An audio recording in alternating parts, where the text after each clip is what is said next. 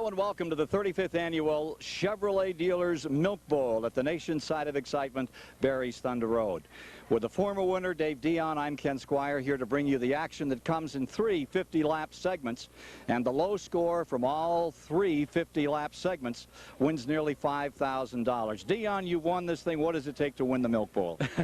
Well, the first segment's pretty straightforward, Ken. It's like what we do just about everywhere.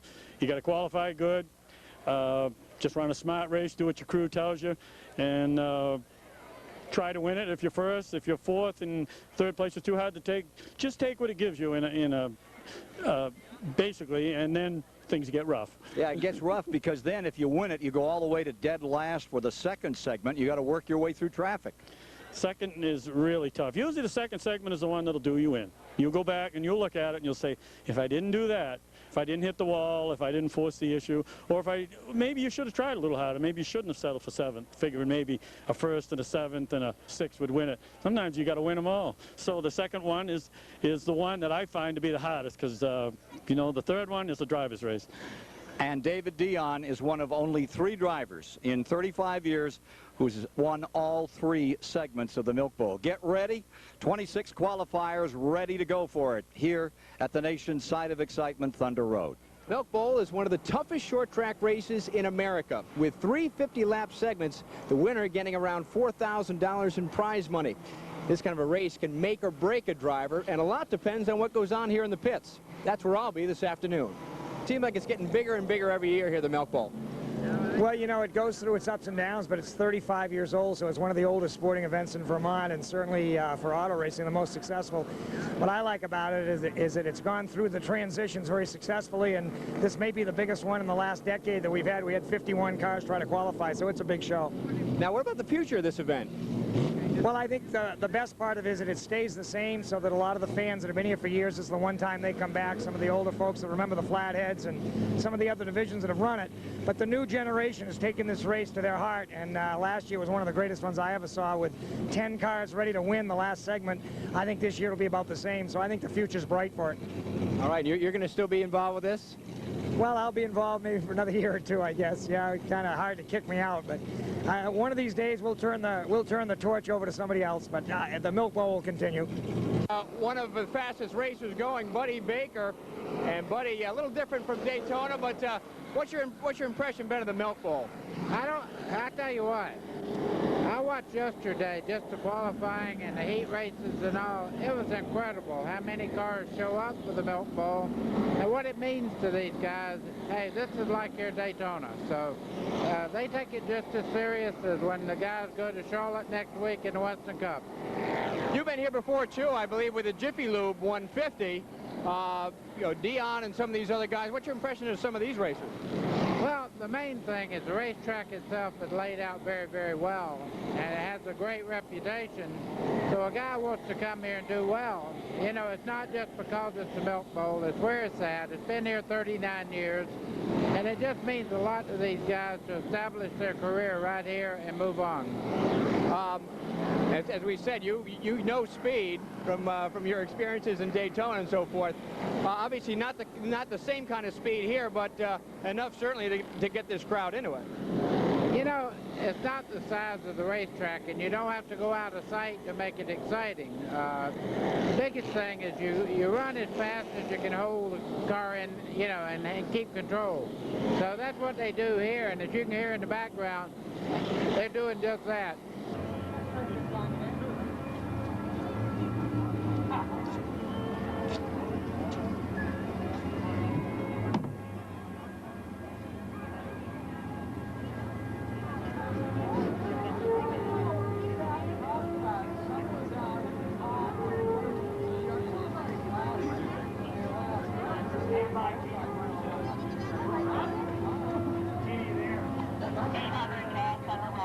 Speedbowl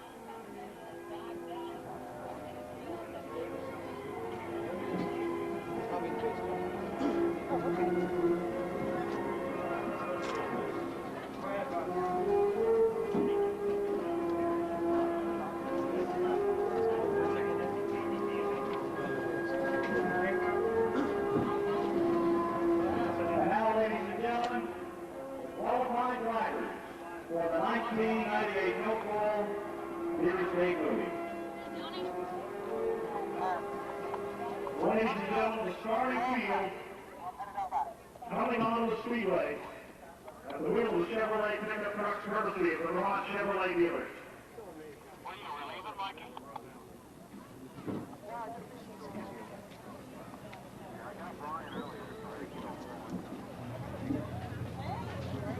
In the first pickup truck behind the Cody Chevrolet Page Car of the 1998 Chevrolet Corvette. And our first pickup courtesy of Page Chevrolet. The four qualifiers from the B features this afternoon. Starting shotgun, Carver Boyd and County Oil Chevrolet. From North Carolina, Tony Lanphier. Alongside Lanphier, the first one-ever qualified from the Vermont Chevy dealers, up for the Vermont City Car Center. Chevrolet, Chris Yellow, the wrong defender. Car 71, from Hyde Park, Vermont, Eric Williams, the number 5 point rider for 1998. And alongside Williams, DC number 1 winner, number 6, the dance movie decorator, Corey Marcus, Chevrolet Christmas Car. Next on the starting grid, number 15, the Ernie Son, Don Bender, Joey Care from East Montpelier. And alongside the Care, number 93, the simple Chevrolet Brett Wheeler from Waterbury. Car number 01. The Speed HDI Pontiac Grand Prix Gary Cunningham. Not on the speedway, problems with the automobile, but hoping to get to the starting field. The king of the McDonald's Chevrolet, Mike Bruno from Boston Vermont. Next up to the black pickup. Courtesy of Valley Motor Sales. Driving car number 09, the rookie driver from Berlin, Ron Kelly, Oldsmobile Equipment, Howard Bank Oldsmobile. And along with Herring, multi-time Lake Hall Sports 1 champion, the Vermont Central Package Chevrolet James Whitcomb, number 45. Next up on the grid, car number 80, from Charlesburg, Quebec, Already John Pease in the Chevrolet. And alongside Pease, the defending Milk Bowl champion 1998 King of the Road, Phil Scott on the field savings bank floor. Top 12 qualifiers of yesterday's opening round time trials, Carver 83 the hour firework. Westport Auto Repair, Chevrolet Stacy, Cahoo for St. John for 83. And alongside Cahoo, the Goss, Dodge Avenger, Carver 46 and another. Next back to the McDaniel Chevrolet pickup. Car number 5, from Williamstown, Ron Pat Corbin of the Justice Ensemble Chevrolet. And alongside Corbin, car 92, the Overland Restaurant, Chevrolet Chattanooga 92. Next up, from the R.R. Charles Boys, Pontiac Grand Prix, car number 30, and Barre McCray in the Overland Chevrolet pickup. And alongside McCray, the hottest driver on the Sportsman Series, of the final misses on the road to Tony's Guardian, number 68, Tim Sully from Brown. An outstanding 6th-place time trial performance took him on the outside of road number 3. The Canadian Motorsport, Ponderosa Steakhouse, Pontiac, Dan Pacey in number 63. Starting 5th, opening day winner, here at the Nation Side Excitement. Driving a hard-car table over the wheel, Kendall, John from Vanderbilt, number 20. Outside second row in his final race, at the wheel of number 72, the East Main Noise. Diamondback Flyrod, Pontiac, Billy Holbrook in number 72.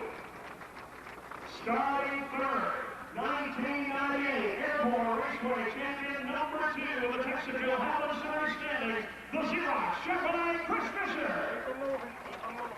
Outside pole position, Texaco Howland Series winner earlier this year, here on the High car 27. The Merchants, Beck, Pontiac, Greg, Berger, Lane from Barre at 27. And ladies and gentlemen, on the pole for the 35th annual Vermont Chevy Dealers Milk Bowl, car 45 of the Texaco Howland Series leader, Brian Hall, the gas Dr. Ladies and gentlemen, that is the starting lineup for the 35th annual Chevy dealers milk bowl at Thunder Road. As they pull into their positions, we've asked one more round of applause, ladies and gentlemen. They say that this sport is a sport of common folks doing uncommon deeds. So we have a tremendous ovation for all of these people in the infield who take these hard crossroads as they come to their 48th race of the year on their great riders. We want to hear it.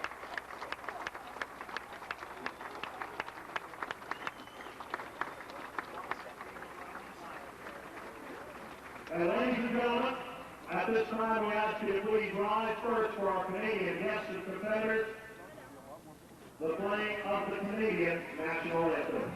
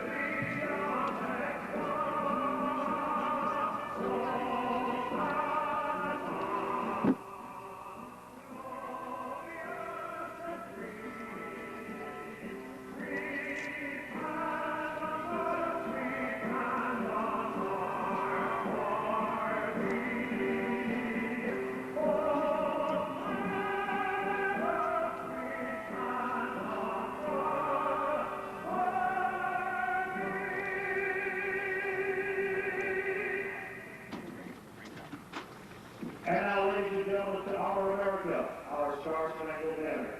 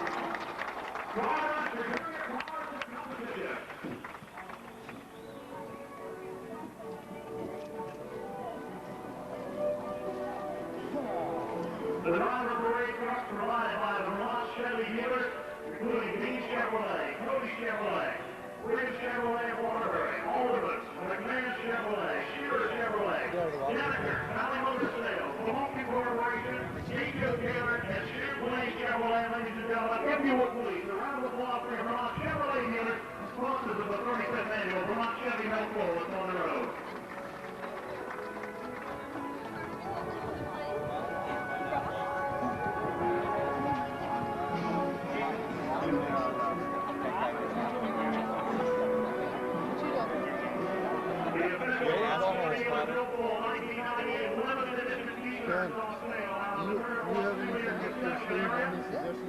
Final chance for 98 to pick up this Vermont Chevy dealer Milk Bowl limited edition t-shirt.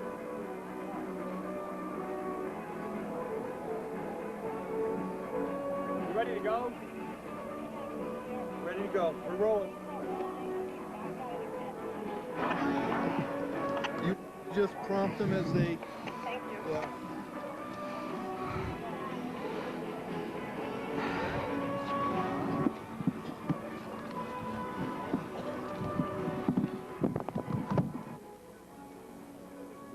Wait a minute.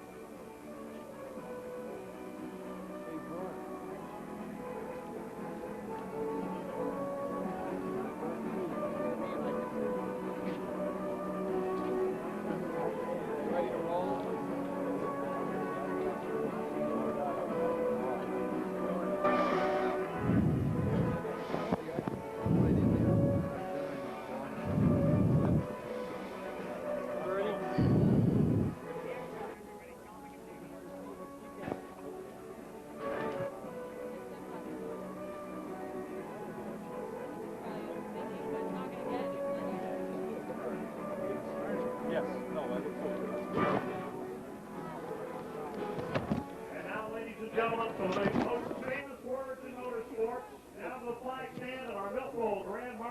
Ready.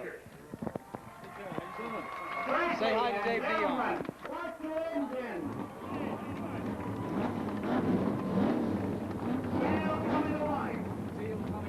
For the first 50 laps of the 1998 Milk Bowl, and the lineup looks like this. The front row for the second straight year, Brian Hoare is on the pole as the field rolls out with a lap of 13 and 348 one-thousandths of a second. Berger Blake will start alongside. In row 2, it's the young sensation Chris Fisher and Billy Holbrook.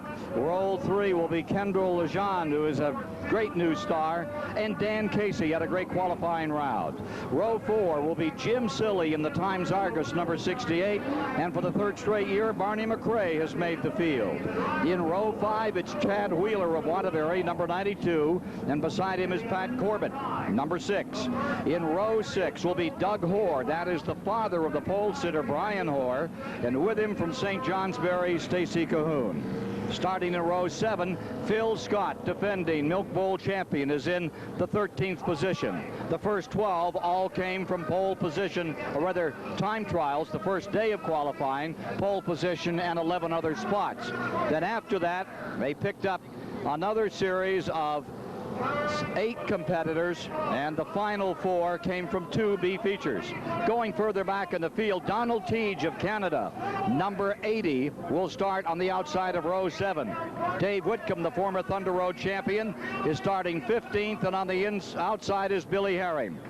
Going to row 9, you have Mike Bruno of Bombazine, Vermont, number 22, and with him comes Gary Cunningham in the 01.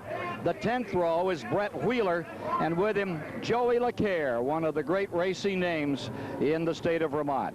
Rounding out the field, going to those starters from the B features earlier today, it'll be Chris Michaud and Tracy Belrose, the first woman to ever start the Milk Bowl.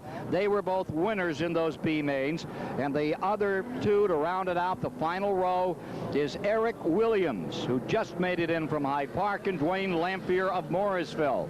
And they lined up better than a dozen cars in each of those B features, Dave. 2 cars only transferred. That was some racing. God, it's a nightmare just getting in those races. Yep, and we're just about getting down to a start now. Just about getting down here. Preliminary lap. A wave off from the crowd, the field organizing behind the Chevrolet pace car as the Vermont Chevy dealers present the Milk Bowl 1998. Good field coming by as we get ready for a go. Those Dodges got anything for the rest of this field? Oh, those Dodgers look fantastic. I talked to Frankie for a little while, and they seem quite confident. They know they've had a great year. They said most of their bad luck has been stuff they caused themselves, just making little mistakes, but they definitely have the dominant race car.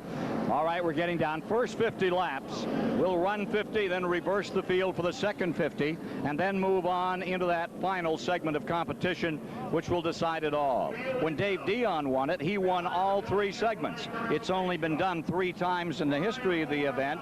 Some say Brian Hoare, with the power in that Dodge, could become the 4th, the car on the pole. Yeah, it's very, very possible. He's starting up front in the first one, and you got to start near the front in the first one because everyone's got the new tires. The race cars are in real good shape right now, and the race cars tend to deteriorate as the day goes on. Light is off on the pace car. We're just about ready for the first 50-lap segment. Then they will reverse the field for the second 50 laps, and the third 50 laps is the reversal of the finish in that second segment. A perfect score, 3 points. 1 point for a win each time around. Dave Dion did it, Robbie Crouch did it, and way back, Larry DeMar did it in the early days. 1967, when DeMar was the first man to do it. Let's see what will happen in 1998.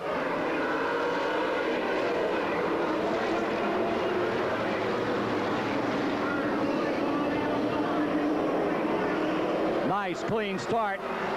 There they are, even across for the lead. Blake on the outside. On the inside, it is Brian Hoare in the 45, and they are still even. Chris Fisher in the 77 lies there in third in the red car. The 72 of Billy Holbrook holding fourth in these opening moments.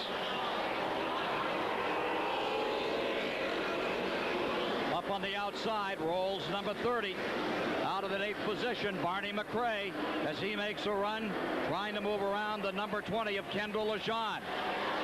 Barney McRae making a quick early move. He's picked up a spot. He's going for 7th. McRae on the outside.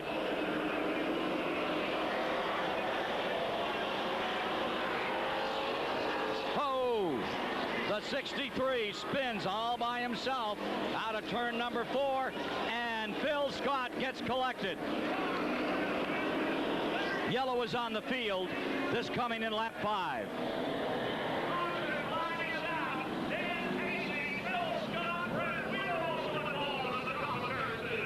Phil Scott's number 14 torn up in the rear after an incident in the main straightaway coming out of turn number 4. It was the 63 of Dan Casey riding in 5th spot, and he just put his foot in it too hard. It began to spin. He couldn't get it back. It slid to the inside. It was Phil Scott on the 14, the defending Milk Bowl champion, trying to take evasive action. And he hammers the back end of that car, already retired to the pit area. And that looked like a pretty strong blow. Yeah, that's a nightmare when that happens in the first race, Ken. You expect the first segment to go pretty smoothly. You mind your own business. You take what it gives you. And that was just bad luck on Phil Scott's part. And but usually if you can get the fender away from the tire, I don't think it'll slow the car down a bit. Brian Hoare stays in first. The 77 Chris Fisher has gone into second, and Burger Blake, number 27, falls to third. Those are your front 3. Running just behind them, you see the 72 Billy Holbrook is in 4th, and pulling up in 5th will be the number 30 Barney McRae, who started in 8th. That's the number 30 right there in the 5th position. Made some very good moves on the start. Just behind McRae, going in the 6th position, there's that number 20. And Kendall Legendre is off to a good start today. Following him on the restart will be the number 68 Jim Silly in the Times Argus car, and he's been just about the fastest thing on the circuit in the last 5 or 6 weeks of the season. Jim Silly. Right behind Silly as they line up, there you see the number 5 of Pat Corbett. Corbett starting in 10th, and he's now up to 8th. Right behind him is Chad Wheeler in 9th, in the 92, and rounding out the top 10 is Stacy Cahoon, who's picked up 2 slots on the start of this. Stacy Cahoon, one of that dozen that qualified the day before this running of the Milk Bowl. The one car in particular I happened to be watching, Ken, the first part before the caution came out, was Burger Blake. I spoke with them this morning. The car was covered up. They didn't seem to need any more practice. They were getting all they could out of it. But he looked like he was willing to try Brian Hoare on the outside and find out what Brian had real early. He wasn't willing to follow him. He really wanted to try him on and see how close he was speed-wise to him. And while you're saying that, Dave Whitcomb is pulling off the track. He has gone back to the garage area as well. And the 93 pulled up on the back straightaway. It is coming in on the hook, being taken back to the garage area as well. The number 93 will be an early retiree on this event, one of the Wheeler gang. Okay, we're just about set to turn them loose another time. I may have misspoken. That may be the 92 that came in of Wheeler. Brett Wheeler. Well, those Wheeler kids have had a pretty good year. In fact, they're showing 2 92s. It is the 93 that came in on our official rundown. We got 2 of the same. That's not the case. The 93 was the one that just pitted. Well, Phil Scott's back on the racetrack. You notice the back of the race car is kind of bent up. It's actually up in the air a little more than it should be. That almost could be a benefit. It might give him a little more downforce back there. Yeah, the number 14 is all the way on the tail end of the field now. And with him back there is Whitcomb, and Whitcomb is bent up in the nose severely on the 25. But it will be the 14 all the way in the back that will be fun to watch on the restart of this race to see what Phil Scott can do with that Formula Ford machine against all these Chevys. There you see it, and there you see how rumpled up it is after that tangling with the number 63 of Dan Casey in the main straightaway. Does look like it got bent up a little. Yeah, it does, but it's still in good shape. I guess we're ready to go. 5 complete.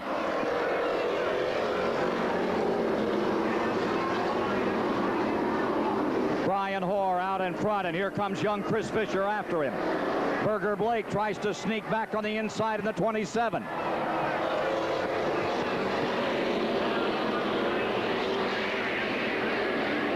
Billy Holbrook stays the course in 4th, and Jim Silly begins to ride a bit on the outside. You can see the black number 68 on the high side as they come down the main straightaway.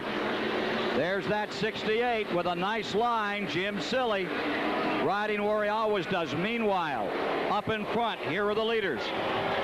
Brian Hoare stays in 1st, Chris Fisher in 2nd, and look at the 68 rim riding his way up another spot. Jim Silly moves to 5th, closes on number 72, Billy Holbrook. Oh, he's looking great out there, Ken. It's really good. That's a lot of confidence when you run up high that early in the race. Jim Silly's going after Holbrook in the 72 as he comes on for 4th. Out of the Widowmaker and down the main straightaway as they work lap 11. Silly is on his way into the top 4.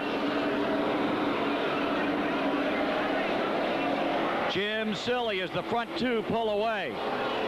Brian Hoare and the 77. The story is number 68 Silly working now on Berger Blake for 3rd spot. And look at 14 back here. Out of the back of the pack, he's clipped off 3 and moved himself up into 20th position on this restart, right behind the black number 40 of Dwayne Lamphere. The thing that Phil Scott's got to hope for now is that we get 2 or 3 more caution and has a chance, because he's really pinned in there. He's plenty fast, but he's really caught in the pack right now. Jim Silly takes over in 3rd as he goes around Berger Blake. Keep your eye on this number 14 down to the bottom under Stacy Cahoon. There's your leader, and you can see the advantage he has built up as he works lap 15 over Fisher. Sometimes people wonder why a leader would stretch it out like that. What you're trying to do is break the will of the other drivers out there. You want to show them you're every bit as fast as you're qualified, and psychologically you want to defeat them, so that when you have to run from the back of the pack in the 2nd segment, they'll show you the respect you feel you deserve with that fast a race car. This is Billy Herring in the 09, making a very good run on the 92 of Wheeler. He is clipping them off now.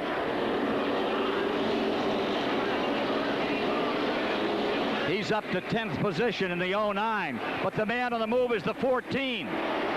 Coming back strong. Watch this.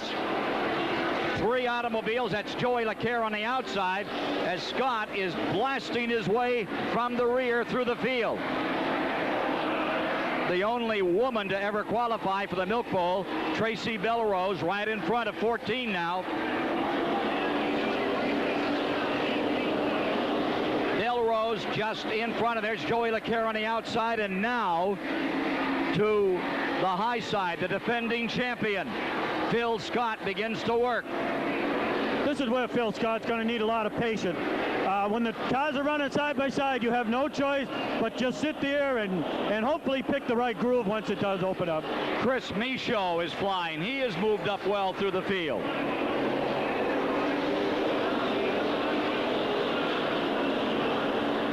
One thing about excuse me, Ken. One thing about Phil Scott running, he's running at a reduced speed for the capability of that race car. When he does get an open lane on the outside, he's going to be able to move by him fairly quickly. Michaud in the number 6 was in 14th. He just lost the spot to LeCaire, and Scott pulls up with him for 15th. Heavy traffic now, moving around the 01 of Gary Cunningham, working lap 23. I'll tell you, I'm really impressed with Scott as he continues to come on. Here he is around Michaud. And remember that Chris Michaud started 21st. He made some very good moves in this opening part. But now Scott on the high side and LeCaire just in front of Scott.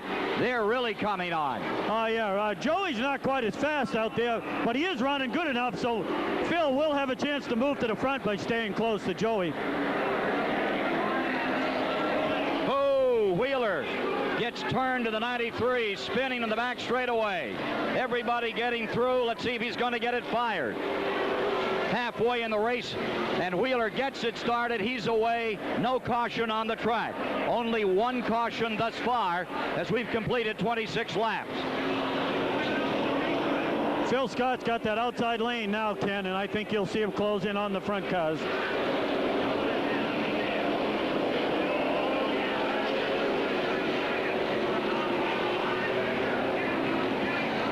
The 14 is up to 10th spot. What a run by Phil Scott into 10th. He just gets around Leclerc and drops him back into 11th. Well, I'm sure he's hoping for a caution right now, but I think he's definitely got enough race car to close in on him. He really needs to concentrate on a top 5 to put himself in position for the win overall. Now look at Whitcomb making his way around, but he's on the tail end. He's about to go a lap down. Brian Hoare pulling up in the 45. One of the real surprises in qualifying was that car he's running with at the present time. The number 80, Donald Teague, had a very good qualifying run, but he's not used to the track, and you can see it showing. That's that red and silver car. You'll notice Brian Hoare can pretty well pass these lap cars anywhere he wants to. He'll set them up for the inside or the outside. What he really wants to do is pick the safest lane to pass these cars. Very well driven through the first 32 laps. Brian Hoare getting through. He puts a lap on the 09. He's just blowing this field away. Well, he's living up to what we thought he would do, Ken. He does have the dominant race car, and he wants to get all he can out of this first segment, knowing how rough it's going to get from here on. Billy Herring had a good start, but nobody's having a day like Brian Hoare in the Dodge Avenger number 45. There you see it. They're working lap number 35 with the number 45, Hoare in front. And Jimmy Silly in the 68, he's found his way to second spot over Fisher. God, he looks very impressive. I guess I should have been watching him a little more in practice, Ken. I watched a lot of race cars, but that's one car in particular I really didn't pay enough attention to.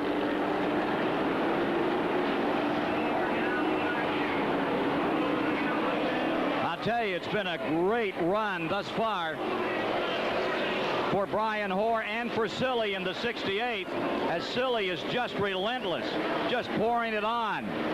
The two leaders just tearing up this field. There is Silly around the number 2 and putting a lap on Tracy Bellerose. Fisher falls to 3rd. Craig Blake is back in 4th. Billy Holbrook stays 5th. The 20 of Kendra Legendre stays in 6th. And here comes Phil Scott, about to get lapped as we come to the 40th lap. The 45 is definitely closing in on Phil Scott. Wow. I believe he's running in 8th now.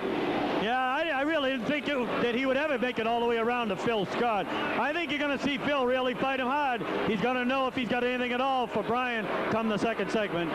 He sure doesn't want to go a lap down. Here he is closing in on the 46 of Doug Hoare. Oh, we've got a blown engine. Yellow is out.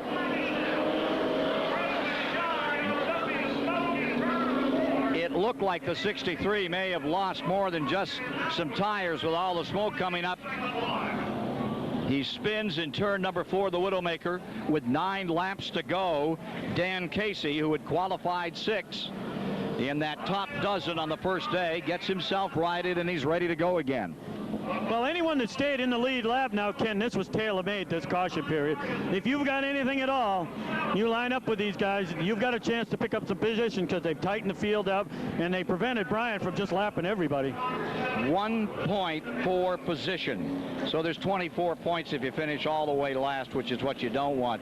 Usually this race is decided between 9 and 12 points. Of course, you did it with 3, a perfect score, which is so difficult to do. But racing for those single positions is what makes this race so critical. You need every one of them. You need to get in the top 5. The tendency of this Milk Bowl as of late is to go, like you say, about 7 to 10 points. So the second segment's still going to be the hottest one. I think that's where we're going to see the majority of our crashes. And we can talk about your performance from a year ago when Phil Scott beat you by, what, a point or 2 at the end, and it was all because he just seemed to light up in the 3rd and final segment and blaze through the field. Well, I had to go for it. And, you know, I took a lot of chances in traffic I wouldn't normally take. Phil had things in hand.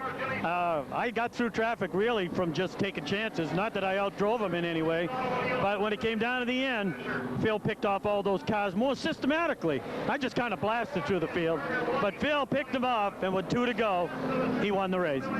And won it by just a slim margin as they came to the line. Well, we're getting set for the final 9 laps in the first segment of this event, and they are holding the number 83 to get Stacy Cahoon into position. There he goes. Driver out of St. Johnsbury had such a great qualifying run. His son's a comer, too. Well, we're watching Brian Hoare pull up and try to win this thing. He's in the lead as the field comes down out of turn 4 behind the Cody Chevrolet pace car.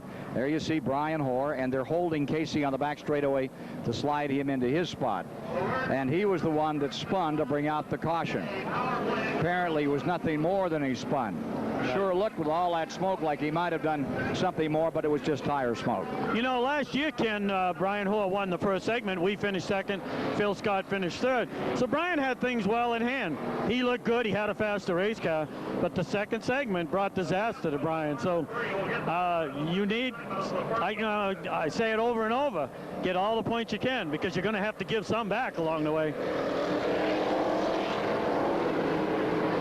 Well, they're dusting off the track as they go down through turn number 4.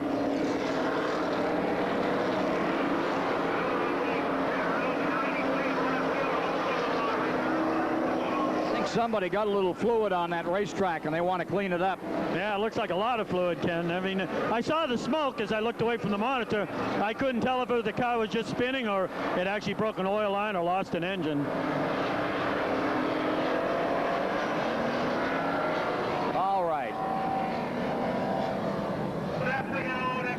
Holding the field down, light goes off on the pace car. Mike Wilder just about set to turn him loose. Put him back underway with 9 laps to go in segment 1.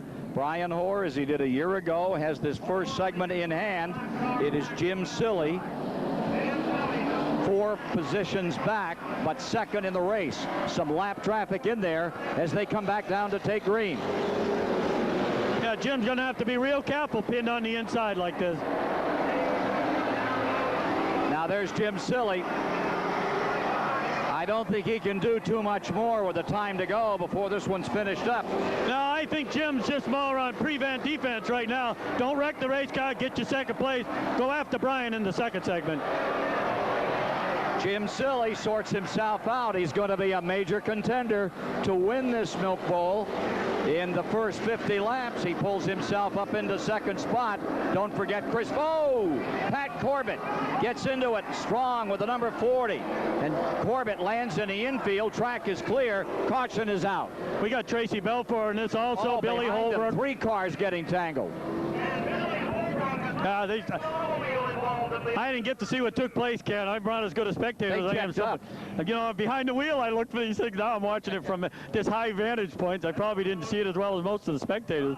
Well, the guys up in front checked up. You saw the 40 get into Pat Corbett. He slid to the infield. And this trio coming out of turn 2, their spotters are on the headsets, told them to get on the brakes, and they ain't only got on the brakes, but on each other. So there's Miss Tracy Belrose in the number 2, the Cunningham number 01 facing you, and Billy Holbrook. And there are still 7 laps remaining in this segment. I'm surprised that not one of these is fired up. I know if this was our race car, I'd be cranking that thing or running on the starter to get going. But we're used to running with a cautions count with most of our races, so they're just waiting, make sure everything's all right. They won't lose anything other than what they've already lost right now sitting there. Yeah, technical laps, yellow laps do not count. Dion, of course, runs a lot of the NASCAR races, and in those 200 lappers, 150 lappers, every lap counts for something. Now Tracy Belrose is firing and getting back out here another time. Yeah, I was really impressed with her. I watched her run that race. She had a lot of pressure on her running that last chance race. She probably did a better job than I did. She surely restarted better than I do. Cunningham still caught on the back straightaway with the 72. Here's Belrose's car being pushed in. And there's something amiss on the number 2. She was thrilled to make the field, the first woman to ever qualify for the Milk Bowl, with that Berlin City Car Center machine out of Williston, Vermont, being rolled back. You know, my advice for people that race against that girl, stop thinking of her as a woman. Think of someone that can beat you. Sometimes you get caught up in the fact that somebody is, like a woman is involved in the sport, or a very young driver or an old driver, and you key on that person personally. You better not with that girl, because she'll beat you. I watch her, and I forgot that she was a woman, and she's a competitor that can beat you any day of the week. She's number 2. She's really good. Trying for number 1. Well, the 45, Brian Hoare. He got aced out of the 200 in Plattsburgh, New York. Had trouble in that race, fell many laps behind, and Phil Scott came home there. Scott has fought his way back into this one, and unofficially, with Jim Silly in second, Fisher in third, we have Berger Blake in fourth, and the 40, Barney McRae, running in fifth. In sixth is Kendall Lejean, and up to seventh is Phil Scott. So Scott is very much back in this Milk Bowl. You know, it's something, Ken, I never thought of before when I drove the race car. Well, we've got 7 laps left right now. What you want to do is you find some open racetrack and you're not in danger of losing a spot, or you don't hope to gain a spot. You're going to take these last 7 laps, and you're going to use that for a practice session. You're going to treat it like when you get back to the pit, you've got to tell that crew what needs to be done for that second segment. So Brian Hoare's in a perfect position right now to say, hey guys, as fast as I was, this is the direction we need to go to make it even better. Still trying to unpin the 72 Holbrook from the 01. They really got themselves together out there. Joined at the hip, or at least at the rear end of the 01, as they try to unsnarl this pair. I wasn't watching Billy Holbrook's progress. I know he started in the top 10, I'm not exactly sure where he started.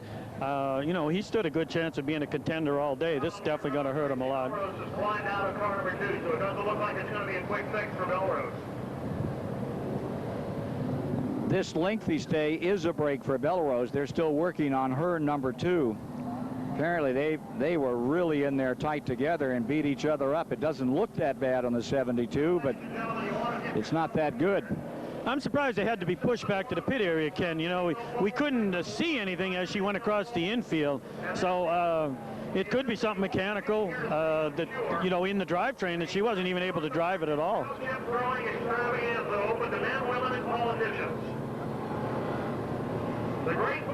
Well, wouldn't you know, you get right down to the end of it, and it looks like a pretty easy fix. But apparently it's anything but that as the field rolls around another time. And again, it's a break for Belrose back in that garage area. She's getting some extra time to see if she can get that thing fixed. Any of the drivers out, any of the cars out here that have front damage to them, they're a little concerned when we run a long time under yellow like this. When they're at speed, they get enough air into these race cars, even with a crunch nose piece. But when you run slow like this, you'll hear a lot of communication on the radio. What's the temperature? Pull out a line. You know, you'll see a race car, all of a sudden he's in line. You'll see him just pull out a line completely, like he's going to pit or pull out. That's to get some air in the front of that guy, get that temperature. 240 is pretty well the limit on these things. Just to our right are all the spotters. And we always hear about spotters in major races on super speedways. How critical are spotters on short tracks? I was hoping you'd ask that. When I ran here last year, I had my truck driver from my Bush team spot for me. We were also very good friends. I trust him with my life, so to speak. And I said, you know, Billy, I got a tough job coming from the back. I'm only going to be looking straight ahead. You're in charge of everything else. So he told me, one on the outside, one on the inside, one looking. I mean, we had a little thing. If a guy, he's 2 car lengths back, he's caught you, he's looking, you really depend on it. And if a guy gets an outside line on you coming through 4, you're going to put him in the wall. He's taking you with. So you have to show a lot of respect, but your spotter's the guy that could really wreck you real quick. The main straightaway at Thunder Road is so narrow, the backstretch is plenty wide, and it must be difficult to acclimate yourself just to remember every single lap that you haven't got an additional 8 feet in that main straightaway when you're really running hard for position. Well, we didn't have that problem back in the early 70s. The backstretch was every bit as narrow, and when I spoke with Joey Carafas, a very successful driver in the past here, he said, hey, Dave, that backstretch looks a lot better than the old days. Anytime you'd pass somebody, the gravel would go flying. So now the backstretch is really neat. You can pretty well mess up all day long. But the front stretch, right between 3 or 4, you turn on the old discipline knob and say, you either have discipline or you're going to wreck this thing. Cunningham, and you can see he really took a solid hit, David. Oh, God, I didn't realize, Ken, from the vantage point we had, must have got hooked right in behind his tire, but it looks like it's rolling pretty well. I don't think it bent the panhard rod. It went up over that left rear wheel. Can't believe that bar isn't whipped a little after an incident like that. You can see it's really messed up the body fore and aft. On the 01, Cunningham takes it back to the pit area. What you're worried about, Ken, is you could break an axle. If you bend that rear end enough, the rear end is not straight. The axle was meant to run straight. These are not cambered rear ends like Winston Cup. And if you try to run with a bent rear end, the axle kind of puts a strain on it and it breaks the axle real soon. And on a high bank track, is that more difficult than on a flat track? Oh, we got a lot of force on the high bank track. I would say so. Everything is compounded once you get on the high bank. So Brian Hoare leads the field by. Jim Silly will be in second on the restart. In third will be the red and white number 77 of Chris Fisher. And there you see it right behind Silly in the 68. And they begin to double up and get ready to go. Berger Blake is in fourth. Barney McRae is in fifth. Kendall Lejean is in sixth. Phil Scott is in seventh. And unofficially in eighth. Give it to Billy Herring in the 09. We'll wait for there's the 09 pulling up for what we believe is eighth position on this restart. One lap and they will be racing. Mixing in the lap cars is a driver's nightmare, but for the fans, it's very entertaining. But as a driver, you say, oh man, I don't know what to do. And sometimes you overreact to the fact that a race car around you, you don't think is as fast as he is. And sometimes he tricks you, he drives away and leaves you. Hey, Dion, who's more important, the fan or the driver? We know the fan is. Coming out of turn 3 and ready on a restart. 43 laps complete, 7 to go. First segment of the Milk Bowl. Brian Hoare drives away. There's Jim Silly right there in second behind the leader on this restart. Jumps in after him. Let's see what he can do. Hoare in first, the black number 68. Jimmy Silly. What a difference the second half of the season has made for Silly. New equipment making a big part of that drive. Chris Fisher stays third. Phil Scott trying to move up from 7th, going under the number 20 in the backside with 45 complete. There's the 30 on the inside. Barney McRae, Kendra Lejean on the outside. And they've got Scott blocked off trying to get through. Yeah, there's not much he can do, Ken. He's racing with cars that value those points every much as he does. Into the final moments. 4 laps to go. Brian Hoare pulls away another time. Phil Scott running out of time in this race. He'd love to pick another position, and he may get it right here. Phil Scott dropping to the bottom under number 20. Kendra Lejean as he tries to move up. McRae coming with him. Every position counts for a point. Got one to go, Ken. He picked up another one. He may get one more before the end of this. Barney McRae just in front of Phil Scott as they'll come down to the line. It'll be Brian Hoare taking the checkers. Jim Silly in second. And Chris Fisher in third. So give 1 point to that man, number 45, Brian Hoare. Gives 2 points to second place, Jim Silly. And give 3 points to number 77, Chris Fisher. 4 points to number 27, Berger Blake. Across in that 4th position.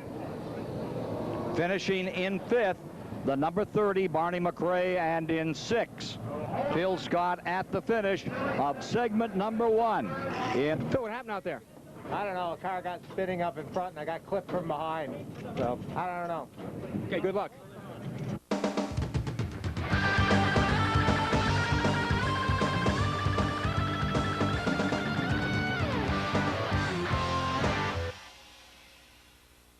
In second in segment 1. He's right here with us now, Jim Silly. Jim, nice run. Yeah, car was handling really good. Brian was a lot faster than he let on at the end. You know, we've been fairly decent, but, you know, we were a little tight coming off, so we're going to make an adjustment here and hope, you know, we can loosen up a little bit. Segment 1 is over here, and the winner, Brian Hoare. Brian, tell us about the race. Well, the car was awesome. I mean, it's been awesome all week. These guys worked so hard this last week to get us a good car and a great set of tires, and it was just unbelievable. I mean, I can't thank my guys enough. They worked so hard all year long, and this is the best car that I've had here. I mean, it's unbelievable. We went out there, and we could just get on it and go. You sure did. I mean, you led the whole segment, and you really looked strong out there. Yeah, we were. I mean, Goss Dodge and Texaco Haviland Series, if it weren't for our sponsors and whatnot, we wouldn't be able to be out here. All these people come out here and, you know, calling for bad weather, and hopefully the weather holds off, and we'll have a great rest of the show, too. You're looking pretty good in the points, too, huh? Yeah, we're leading the points right now. We got to maintain what we're doing right now. We got to keep winning these segments so we can win this thing and take home the championship, too. All right, best of luck in the next 3. Certainly appreciate it. Thank you. Back up to you guys. We'll lead them down. And Casey and Dwayne Lanfear, Stacy Cahoon, and Pat Corbin on row 3. Second segment of the Milk Bowl, the second 50 laps ready to go.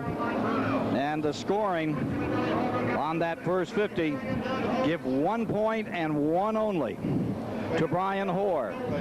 Then in second spot was Jim Silly getting 3 points. Chris Fisher, Greg Blake got 4th.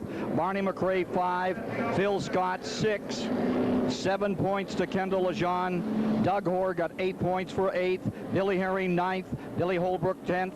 Dave Whitcomb 11th. Mike Bruno 12th.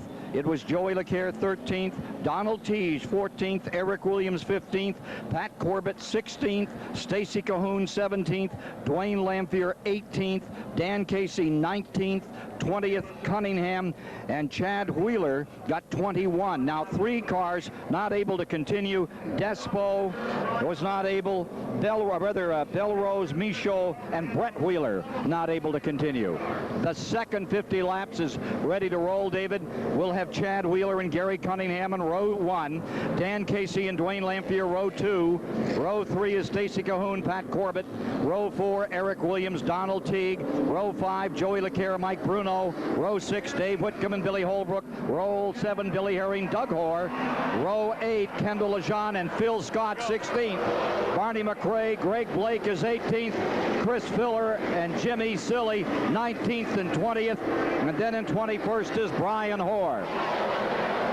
Despo joins the field with Sean Fleury and Beatty to replace those 3 that were not able to continue after the first segment. Now looking deep back into the field, there is Silly in the 68 going up the outside and making his way through around Brian Hoare. He has evened the score in the Milk Bowl, and Silly is flying on the outside. Now he cuts to the inside. Jim Silly is turning this race upside down. Brian Hoare is still stuck back in here. Meanwhile, Phil Scott in number 14.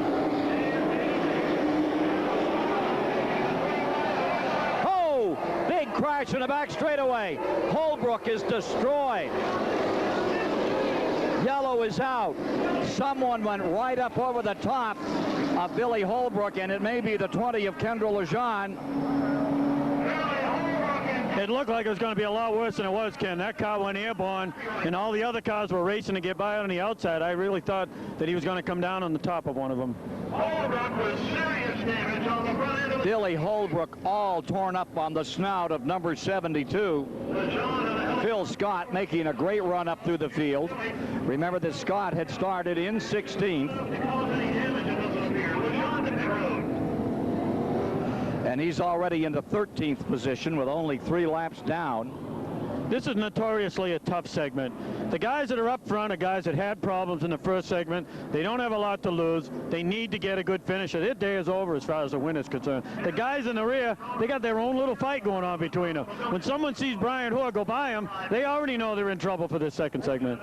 Well, I was amazed that Brian Hoare got stuck back there on that start. He was really caught, and Silly made the high move on the outside, rode right up on the upper banister and got himself around and picked up 3 spots. Well, if you remember, Ken, the second segment is when Brian had all the problems last year. He had the dominant car all weekend. He won the first segment. Second segment, he got caught up in an accident. The fastest car was out of the race halfway through the second segment. I think they're going to approach a little different this year. I think they're going to, even if they don't get a top 3 finish. I think they plan on keeping that car in one piece, make sure they get a top 5 finish, look at the points going into segment number 3, and then maybe cut the driver loose. Well, it's a tough one to figure, but it's one that you have to figure.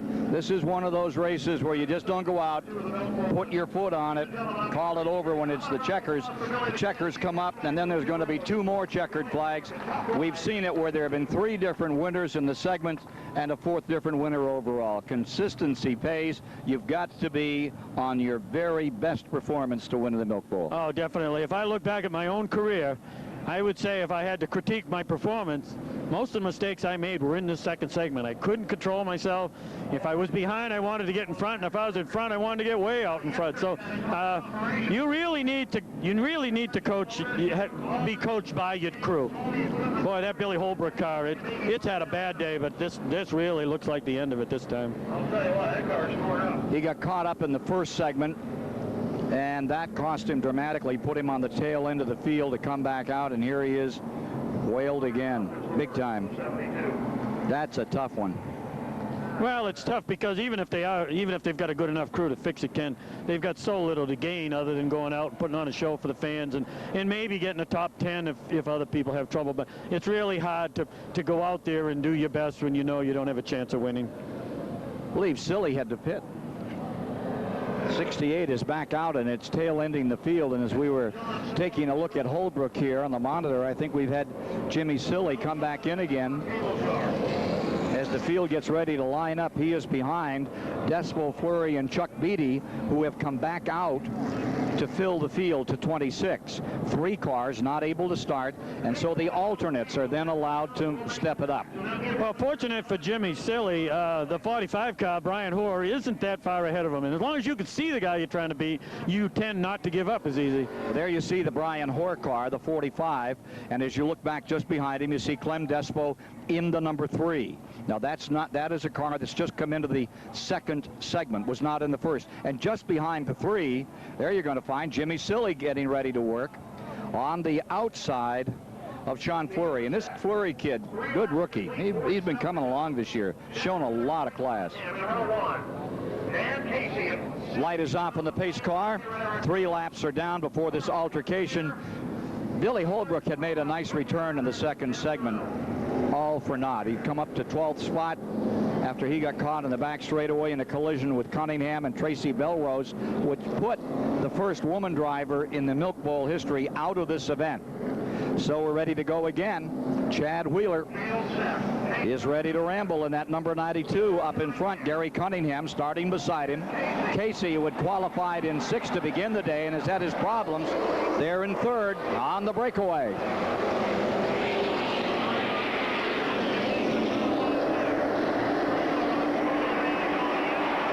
There goes the 45, scooting up the outside on Barney McRae.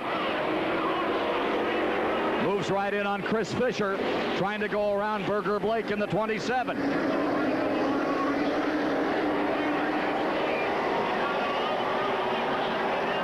The 45 going up to 16th spot is in the main straightaway.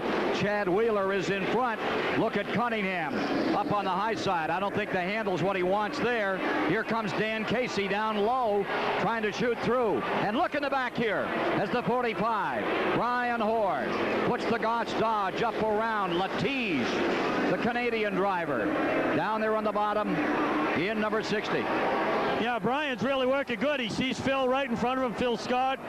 So he's going to stay close to Phil Scott. I think he still considers Phil Scott one of the guys that could beat him for this thing. Here's Phil Scott knuckling down, and Scott is on a mission. He is just in front of Fisher and Hoare in that outside line.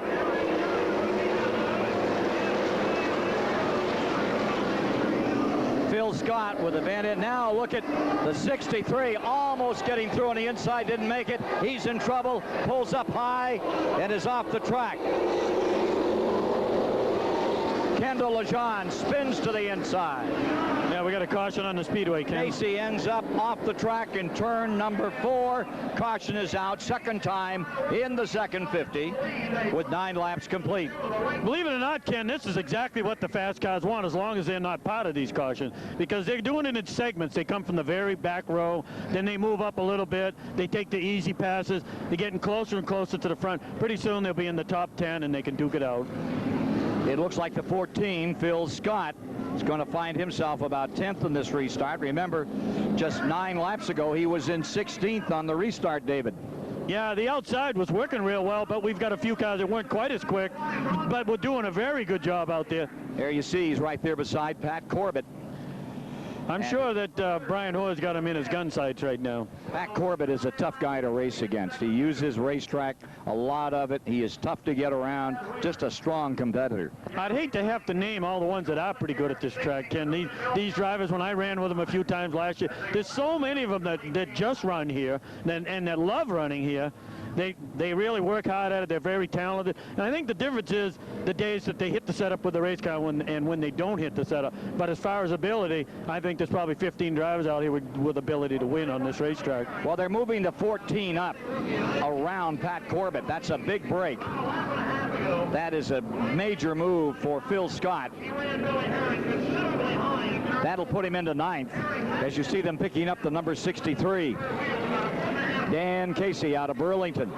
His dad, John Casey, been involved for years.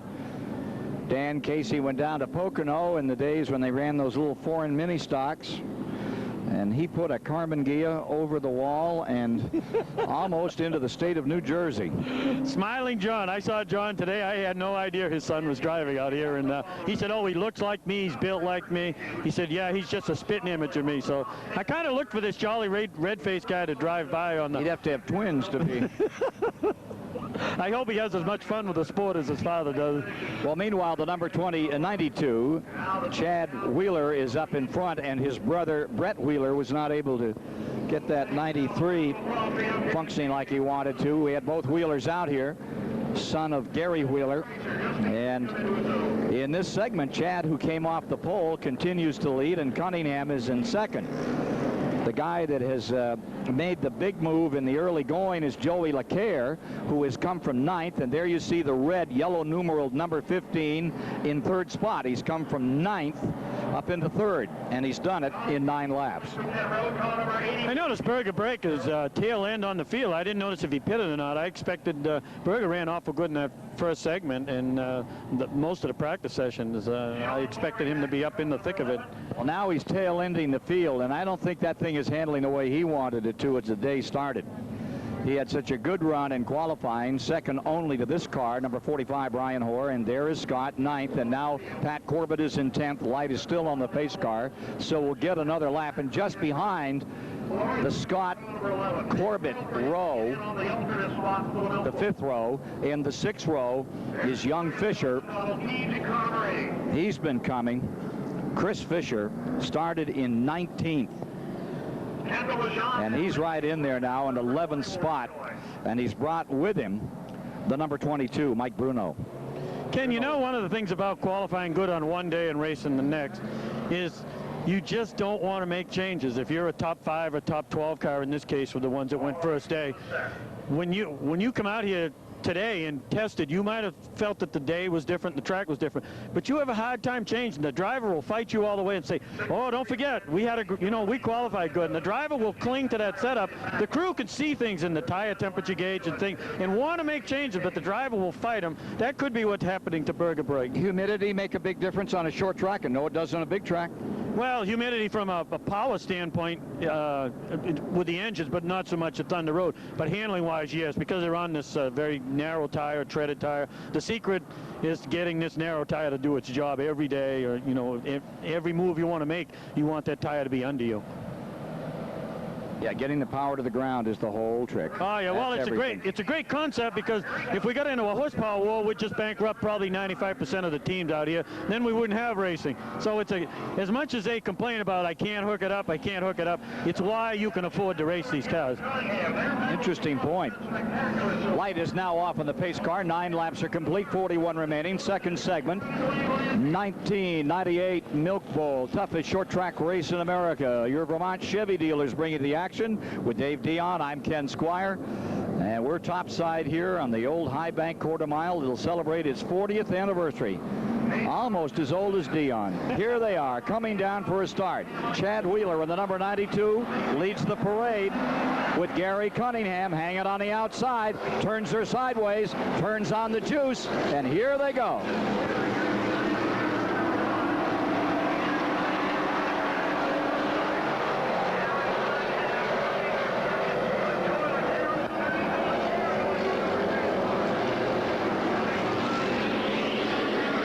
Chad Wheeler slams it to the inside. Here comes the 15, LeCaire, moving up on the outside. Joey LeCaire trying for the pass. If he gets in front, he's going to be tough to deal with. LeCaire in the 15 inches his way up on the outside. Up comes LeCaire. Wheeler on the bottom. And right with them, hanging tight in the main straightaway, is the 09. Tell you, this kid just keeps getting better and better. Well, Joey's going to make up for a bad first segment. He needs to pull down a win or a top 3 to get back in this thing. Looks like he's going to stretch it out and hope them other guys never get up near him. Look at Billy Herring and that number 09 slice his way through. Here comes Whitcomb into third.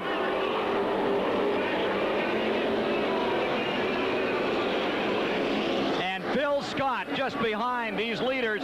Here he is around the number 92. He goes into fourth. Phil Scott closing fast, and with him comes the number 45.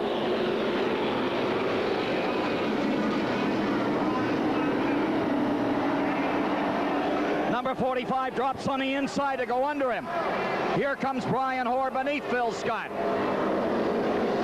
Phil got real loose coming out of that turn, trying to hold Brian, but couldn't hold him back. He's right up beside him now. Leader continues to be 15, but the man on the brake. It is Brian Hoare down to the inside, trying to move under Whitcomb now. There's Hoare to the bottom, trying for third. Billy Herring is there. Whitcomb, the number 25, on the outside for third. Look at this group, 5 of them in together. Phil Scott back on the outside. The 25 rolls up on the outside. Well, they're going to need a little patience now, Ken. They're going to have to wait for this to go single file. Whitcomb. Look at that move by Whitcomb as he rim rides through the Widowmaker and into second. And here comes Scott back on the outside. Phil Scott goes around. Brian Hoare closes up on the 09. Fisher in the 77 coming for fourth, and Brian Hoare gets left out to dry right here. I think he's got a lot of race car, Ken. I think he's driving really smart. He didn't get a good break right there, but once it's on open racetrack, he'll go after him. The leaders slide out of turn number 2, and now there's a new leader. Up in front goes Whitcomb in the 25. He put his nose in front. Now LeCaire comes back. LeCaire on the outside. Brian Hoare trying to fight his way back underneath Scott. 3 wide in the corner. LeCaire still in front, and Fisher comes into third. Just like you said, David, this is the tough segment. Chris Fisher gets his nose blooded. Got his nose bloody just a little there as they fought it out. Whitcomb is now your leader. LeCaire in second. Here comes Scott into third. You have a hard time controlling your driver. These drivers want to beat each other so bad right now. They'll settle down in the third one once they know the final tally. Phil Scott, high side, main straightaway, lap 26, goes into second spot as he moves around LeCaire. Brian Hoare in the 45 coming with him. Chris Fisher, 71, is right there as well. I think Phil Scott and Brian Hoare are really enjoying it. They finally got that racetrack where they can run together. Here we go. They're side by side. I'm surprised how well Brian can handle on the bottom of the racetrack. Phil Scott. Oh, big crash in the back straightaway. And it clears. It clears, and Phil Whitcomb stepped off the throttle. Brian Hoare came down the inside and took over in the lead. Two cars spun to the end, into the inside. Latiz one of them. And Whitcomb, for just an instant, lifted, and Brian Hoare was in there with a knockout punch to take the lead. Well, Whitcomb did the right thing, but he lost the lead doing it. Whitcomb in second. And into third. Phil Scott falls back. 77, Chris Fisher fourth. Let's not forget Jim Silly. Jim Silly is right there in fifth with number 68. Yeah, and he had to pit, Ken. He came a long way. He didn't look as quick when he came out of the pits, but I think he had to hit rhythm, and he's back now. Well, now, here's Brian Hoare with 31 of 50 laps complete in the second segment out in front. Jim Silly closing all the time in the 68, and here comes Phil Scott around Whitcomb. This is for second place. Scott, that beautiful number 14, rides it high. There's your leader. It's Hoare with a clear track in front. Here's your battle for second. Whitcomb on the inside, Scott on the outside. And there's Jim Silly. You see him just coming into the screen now. And Chris Fisher there as well in third. Hoare stays in front. Here's the second place battle. Still even across. Now Phil Scott dives down into the corner. He's got Whitcomb for the moment. Can he hold on to him? Chris Fisher comes with him. Jim Silly moves in. All of this for second place. Well, Phil hasn't been able to dispose of Dave Whitcomb the way he would have liked to. And now we've kind of got the cars all stacked up. They park Whitcomb on a slower car on the number 60 of Teege, and Scott gets a break. He pulls into second. Whitcomb makes a beautiful move and gets himself into second place. Fisher falls to third. Silly stays fourth. 37 laps complete this time by. In the meantime, Brian Hoare's pretty well checked out. He's going to show the guys what he's got. He wants to defeat them mentally, physically, everything else going into that last segment. Say, I'm the guy you got to beat. Some simply spectacular driving. This battle for second place is worth the whole season. This has been remarkable. Here's Scott, now clear, now running in second. Dave Whitcomb in third. This is in the second segment with the 77 maintaining fourth. There's Fisher in that beautiful red and white car. And right behind him, Jim Silly. Pat Corbett there in the number 5. And here comes Joey LaCaire back into it. LaCaire had a taste of the lead for a while. Phil Scott's on some open racetrack, Ken. You see him moving up the bank and trying to cool his tires. He's really concerned with how quick he can run right now to see if he could close the distance. Meanwhile, Brian Hoare out in front, just waltzing away from the field. He's got the whole outfit covered. He could be on his way to a Triple Crown victory, the 4th in the 35-year history of the event. Here is Scott maintaining second. Phil Scott, winner of the Plattsburgh Fall Foliage 200, just 2 weeks before this Milk Bowl, making a tremendous resurgence.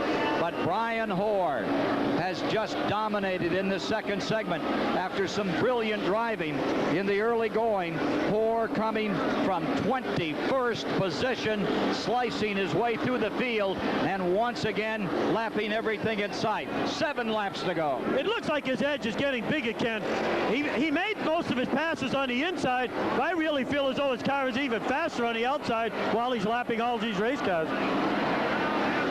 The number 45, Brian Hoare, trying to make a little history for himself at Thunder Road. Jim Silly having to pick it up. You saw it just begin to skitter a little as he went into the corner.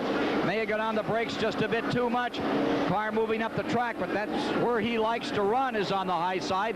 Whitcomb is right there with him, but Whitcomb is now fallen back. Remember, Whitcomb was challenging for the lead earlier. Well, you got to be smart now, Ken. He's running in third place. He's a contender to win this thing. He's got a good finish in the first one. You don't want to take a big chance now. It looks like Brian's out of reach right now. Whitcomb challenging in the second segment, had it going his way. Car spun to the backstretch. He lifted for just a moment, and Brian Hoare just went through him. Right underneath and away. Doug Hoare on the inside of Jim Silly as they come into the main straightaway. He is a lap down. Okay, Brian Hoare's coming around for the white flag right now. Brian Hoare, is he on his way to a second Milk Bowl or to a fourth Milk Bowl Triple Crown, winning all three segments? So far, he is just as strong as he was at the very first moment. Here comes Chris Wheeler on the outside, coming to the line. He's good run to the finish. Chris Fisher getting down to the inside, working on Whitcomb. Yeah, Jim Silly made a real run coming out of 4. We were watching something else. He was coming around everybody. He was trying to, he caught Phil Scott at the line. Well, the question now is, can Brian Hoare in that Dodge Avenger, the Goss car, win it all here today and take a Triple Crown? It hasn't been done for years. Stub Fadden did it, and no, he did not do it. The 75 Dave Dion did it. In 67, Larry DeMar did it. And of course, Robbie Crouch was able to pull it off as well. But that's the only trio that's done it in the 35 years history of this race. You know, and that's going to weigh heavy on him in the last segment, Ken. You know, we want to win the race, but then we want more. We want to do it in spectacular style. We want to go down in history. And instead of going out like the crew said, let's win the race. That's what we came here for. The driver wants more. The driver wants to get down in history. He'll want to win that segment, and they're going to have a hard time holding him back. Phil Scott came across in second place, and Chris Fisher drove his heart out for third, and he really drove his heart out. Great second segment. One more to come. We'll give you the official scoring in a moment as we prepare for segment 3. All right, in lap 3 here, segment 2. We're here with Billy Holbrook, who had a little crash out there. What happened out there? Coming out turn 2, I lit up my right rear tires. The car got away from me, and I just couldn't bring it back. About all I can say. It looked like 20 got into you a little bit there, too? Yeah, actually, I probably got into number 20, one of them racing deals. So, yeah, about all I can say. So it looks like you might be done for the day? Yeah, she's going in the box right now. Take her home. Okay. Thanks, Bill. Segment 2 is in the books, and coming in second in segment 2, last year's champ of the Milk Bowl, Phil Scott. A nice run out there. Hey, thanks. We did all we could, but didn't have enough for Brian. You had a little ups and downs in the first segment. You feel better about number 2, huh? Yeah, we had a good car in the first segment, just got caught up in a mishap, and it kind of bent the rear end up into the fuel cell up into the rear end. So they got it back together. I got a good crew, and they get it back together. We never quit. Never ever quit. So. Any thoughts on segment 3? We'll try and do the same thing we did there. Just try and get to the front. We just as carefully as we can. Okay, thanks, Bill. Good luck. All righty, we're here with segment 2's winner. Gee, you seem to like first so far, huh? I do. I love first. I want to do it again, though.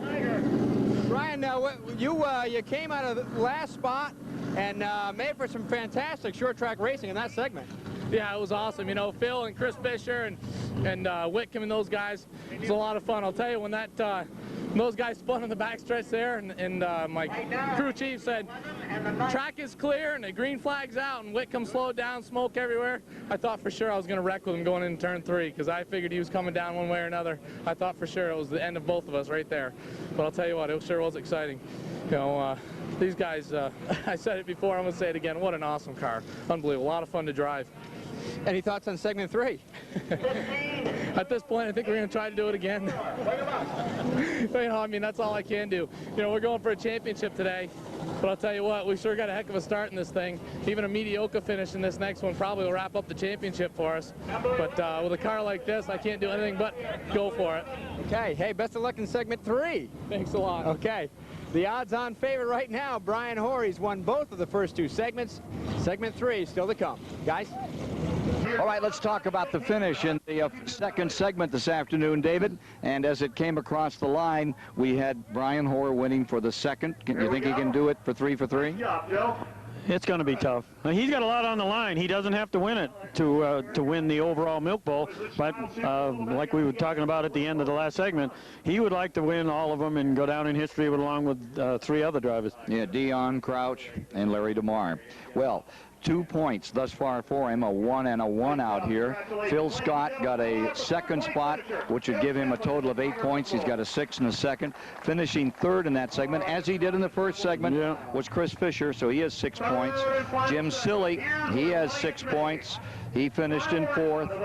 Then in 5th is Whitcomb. In 6th, LeCaire. 7th was Herring. Finishing in 8th was Chad Wheeler. 9th was Dwayne Lamphere. In 10th was Mike Bruno. Eric Williams came home in 11th. In 12th was Stacy Cahoon. Chuck Beatty was in 13th. Clem Despel was in 14th. Greg Blake finished in 15th. Barney McRae was 16th. Dan Casey, Barney McRae was 16th and Gary Cunningham was 17th. Dan Casey finished in the 18th position. 19th was Doug Hoare. Kendall Lejean was in 20th. Pat Corbett had 21st, 22nd was Fleury, and Donald Teague got 23rd. Now in the combined scoring, which is where it all counts, you have Hoare, Brian Hoare, with a win in 2 segments. That gives him 2 points. Then you have a tie for second place. Jim Silly had a 2nd and a 4th for 6. Fisher 2/3 for 6 points. So they're equal as they go into this. And then with 8 points is Phil Scott. He is back there in the 5th position. So there's 5 that have a real shot at winning this thing, and there's what, 3 more? What, how many have a real shot at winning? Well, I looked it over, Ken, and if Brian Hoare was to have disaster strike and finish dead last, he would still finish 9th. So he's contending with 8 other race cars right now. Whitcomb has 16 points. He had an 11th in his first segment, 5 in his second, and he is tied with this Herring. And Herring has had a great day, 9th and a 7th. This is a great run for a relative newcomer in this series. Texaco Haviland series really shining. Well, the field is lining up, and here's how they'll go for segment 3. It'll be Donald Teague, number 80 on the pole. Sean Fleury will start outside of the front row. Pat Corbett and Kendall Lejean will be in the second row. Row 3 is Doug Hoare and Dan Casey. That Doug Hoare is the father of the young man who's leading in it all. Going to row 4, you have Gary Cunningham, and beside Cunningham is Barney McRae. In row 5, Greg Blake and Clem Despel. Row 6, Chuck Beatty and Stacy Cahoon. Row 7, Eric Williams and Mike Bruno. Row 8 is Lamphere, Dwayne Lamphere and Chad Wheeler.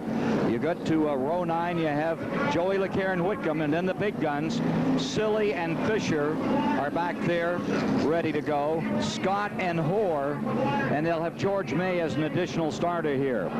So we're going to keep an eye out for Brian Hoare all the way on the tail end of this thing, trying for a perfect score. There you see him in number 45. He's won 2 segments. Phil Scott up there on the outside, and they've got some running to do to come all the way from the rear. Donald Teague from Quebec goes out in front. Sean Fleury, this outstanding rookie, stays right with him in the main straightaway. Pat Corbett is there in the number 5. Out back, nothing happening just yet. There are your top 4. It's expected to be decided between that quartet in the rear.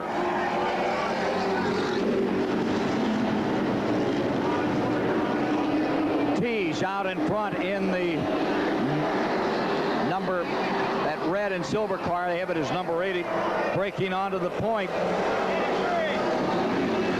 In the second spot, Corbett. And here comes Doug Hoare. Loves to race, going up the outside for second spot up in the lead. Meanwhile, his son Brian running out back here. Oh, Pat Corbett spinning. Goes to the inside. Field goes around him. Track is clear. He backs up. I think they'll stay under green. Dan Casey is into third. Pat Corbett is back underway. There is no caution down. That spin taking place in the 5th lap. And And look at number 14 settle down and run. They're kind of tiptoeing along back there, Ken. You don't want to do anything foolish right now. You got 50 laps. It eventually will go single file. Donald Teague out in front and slowing a bit. The 45. Doug Hoare pulls up and goes underneath him. That's for first place in the third and final segment of the Milk Bowl. Doug Hoare. There's his son way out back trying to make his way through. Well, you can see the guys in front of Doug, in front of Brian, are going at it pretty heavy. Phil Scott, Jim Silly, they've got nothing to lose. They've got to go for it. Back in 19th spot is Doug Hoare, or rather Brian Hoare, and there's his dad, Doug Hoare, up in front. We got Lamphere on the outside, and he's holding him up a little bit. He's going as quick as he can, but as soon as he gets in, you're going to see these top runners go real hard. Phil Scott trying to break away.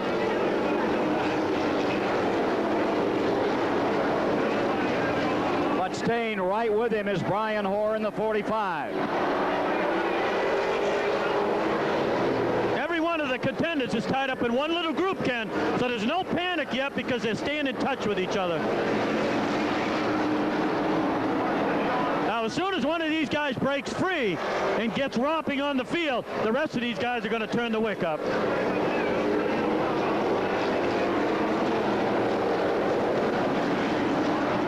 Phil Scott riding the outside of the 14, working for 16th spot. Goes around Chris Fisher in the 77. And Jimmy Herring in that 09 still continues to make this great run. Up in front is Doug Hoare. Father and son could have a great day in this final segment. Actually, Doug Hoare could come around and lap his son, Brian Hoare, if this pack doesn't loosen up pretty soon. Chad Wheeler gets spun going down the back straightaway. He's well into the infield and off the track. No caution coming out. So Doug Hoare stays in first spot. Donald Teague remains in second. We got him coming. Okay, Jim Silly is free now. He's on the outside of Dwayne Lamphere. He's gonna set sail now, and he's gonna make Brian and Phil Scott chase him. And here comes Phil Scott up around Dwayne Lamphere in the 40 as he continues his attack from the back. I believe that's 15th spot he's just accomplished. Doug Hoare first, Teague second, Casey third, Berger Blake fourth.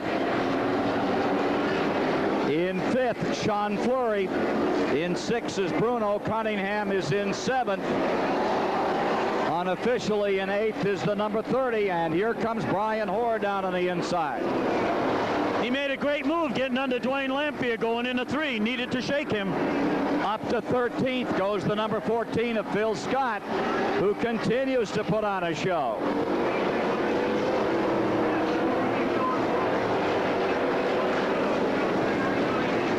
All your points cars are back together again. So as long as Brian Hoare can stay in touch with these guys, he knows he's the winner right now as it goes.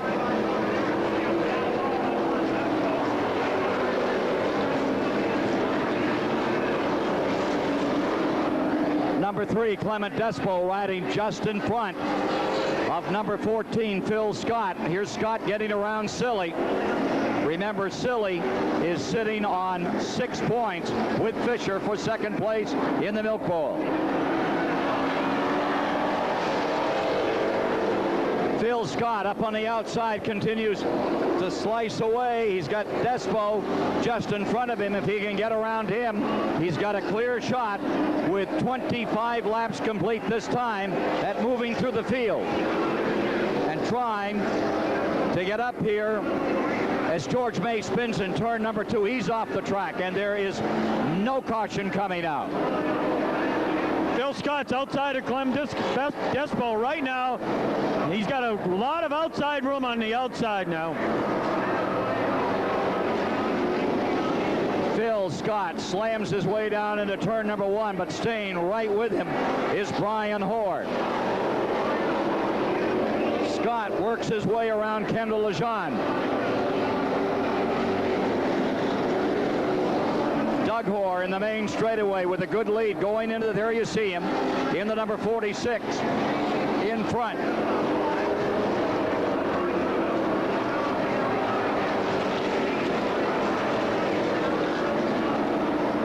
Up into 11th, moves number 14.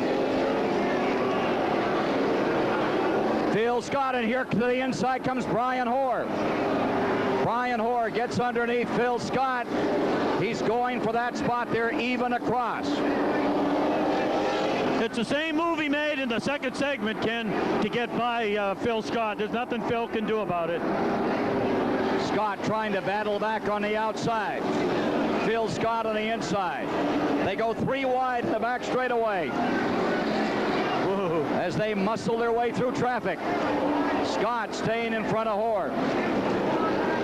Around George May, a lap car in the 23. I'm impressed with Brian Hoare staying so cool. A lot of pressure out here right now. He'd like to win all 3 segments, but he's not getting caught up in that. You know, it's one thing to win it when you got a fast car, but when you drive as intelligently as Brian has driven, you can be proud of your performance as a driver, mentally and physically. You saw his father leading the overall 3rd segment with 32 laps complete. Here they are working on Barney McRae. Brian's not going to be intimidated into a slugfest. He's got a better race car. He holds all the cards right now. He's going to let Phil take all the chances.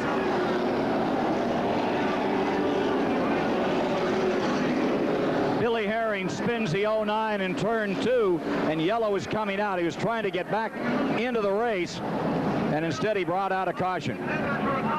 Well, I think we needed a caution, Ken, to catch up on this whole thing. This thing is really unfolding real quick.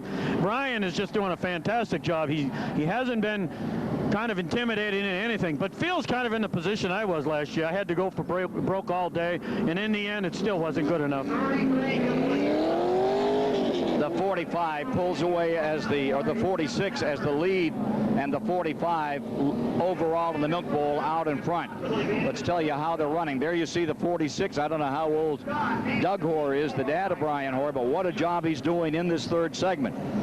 And there you see Donald Teague, the Canadian driver, being shown in 2nd place in that number 80, and he is having a great run. Can Brian Hoare in the number 45 come all the way up through and score a perfect 3 points? That's the question. It's tricky to do. The last time it was done was the Crouch effort in 1986 when he went and won all 3, and of course the guy right beside me, Dave Dion, did it before that, and Larry DeMar was the first to do it. It can happen again.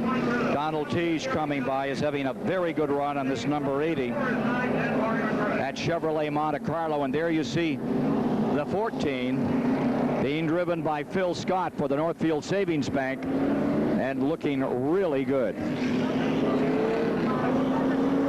Scott at Ford Thunderbird really having a run.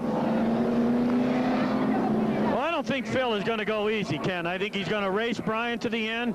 He may use up enough of Brian's time that Brian won't have a chance to really go up and challenge his father. Now there you see 17 laps to the finish, and as they come by, you'll have Doug Hoare running in 1st, Teague is running in 2nd, in 3rd is Burger Blake, in 4th is the 63 of Casey.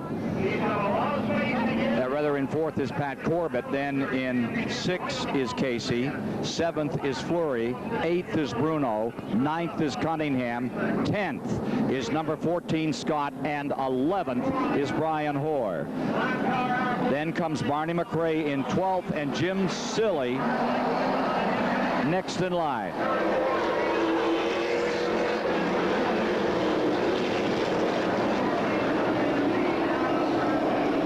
Doug Hoare out in front, and they're all over him. Trying to get a lap back is the number 71 up on the outside, but not to be for Eric Williams. Donald Teague stays in 2nd. Burger Blake coming up for 3rd in this 3rd segment. In the overall race, you still have Brian Hoare now following Phil Scott down into turn number 1. And Scott really, here comes Hoare up on the inside. And he gets beneath Scott, and he gets beneath Mike Bruno. Now those are positions for points. Hoare gets caught on Casey. And the question is, can he get away? There you see the leader in the interval back to second and third. Here's your battle. On the outside, Bruno with Casey puts Brian Hoare in the box. He's trying to fight his way out of it. Yeah, it's going to be tough now, Ken. He's got to be really careful. These guys are running hard, and he's got an awful lot to lose. The battle is for 7th spot, and Phil Scott takes it. And just in front of him, Brian Hoare shoots through. Brian Hoare makes the move, and he is dominating. Can he get all the way up in front? And doesn't look like he has time with 11 laps to go to catch his dad. Doug Hoare in the number 46 stays in first. George May spins in the backstretch. See him right there pulling back to let the traffic through. Now here is Brian Hoare just in front of Scott as they close in on Pat Corbett. And Brian Hoare is now being extra careful. He may be willing to let Scott go. I think the win's almost out of the question for Brian. Right now, let's win the Milk Bowl. Let's not worry about winning the segment. Pat Corbett is in 4th, and it's even across for 5th. There you see Brian Hoare on the inside, Phil Scott on the outside as the laps run down. 7 to go.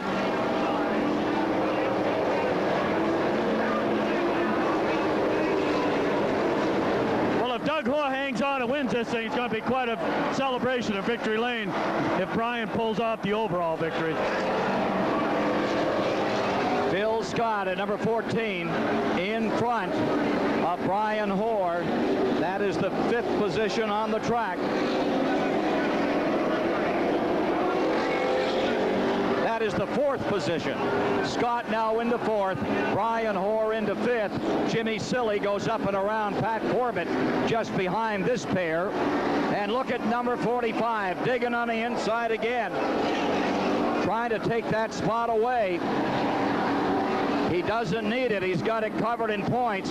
This is just a matter of honor. Exactly, Ken. Neither driver needed that spot. Brian was the dominant car. Phil said, here's the inside lane. You've done it 3 times today. Do it again. There they are, side by side in turn 1. Brian Hoare on the inside for 4th. Phil Scott back to 5th. He's got him covered. And Brian Hoare, with 3 laps to go, pulls up behind. Berger Blake for 3rd spot. He's come all the way from the rear. He's going to try to take that spot. He's got to be careful. He cannot throw it away here. You got to be very careful.